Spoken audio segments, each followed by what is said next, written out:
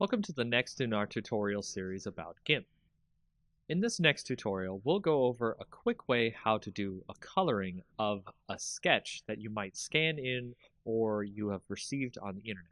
And it's really easy to start coloring in GIMP.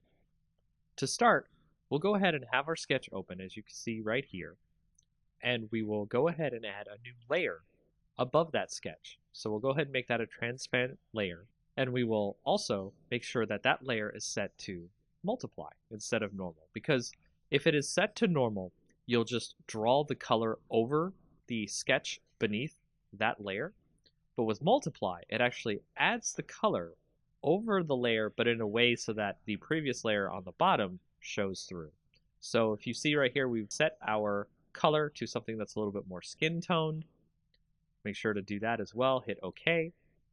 And then we will start coloring in over top our sketch. And you can see, just by coloring in here with the color that we picked, a nice skin tone color, we can start to get the sketch to look more like something that is 3D or an actual colored in sketch. Now this is a part of the longer process here, is to color in all the parts you need.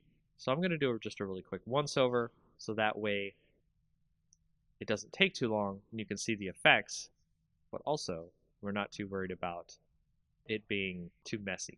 So as you can see there, I've colored in her face on this sketch. What we can also do is switch a little bit to the burn tool.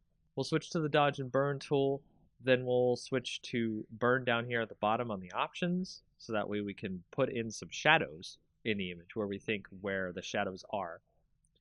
And we can make sure to change your size of your brush. You can use that using the bracket keys on your keyboard. Left bracket, right bracket changes the size of your brush.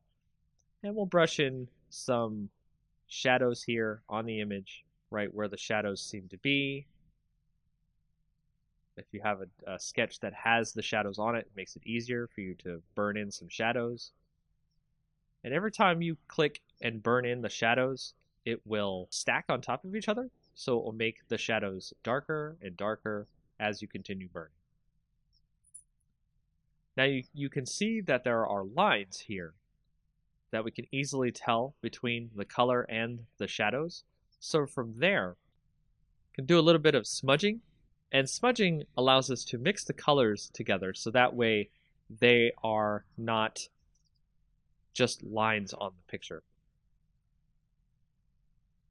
So we'll actually turn down the rate here of the smudging so that way it's not too obvious, and we'll start doing a little bit of smudging on the image here. We can make the lines turn into actual colors instead of very apparent as lines. And that is a very quick and easy way to get started with coloring in GIMP.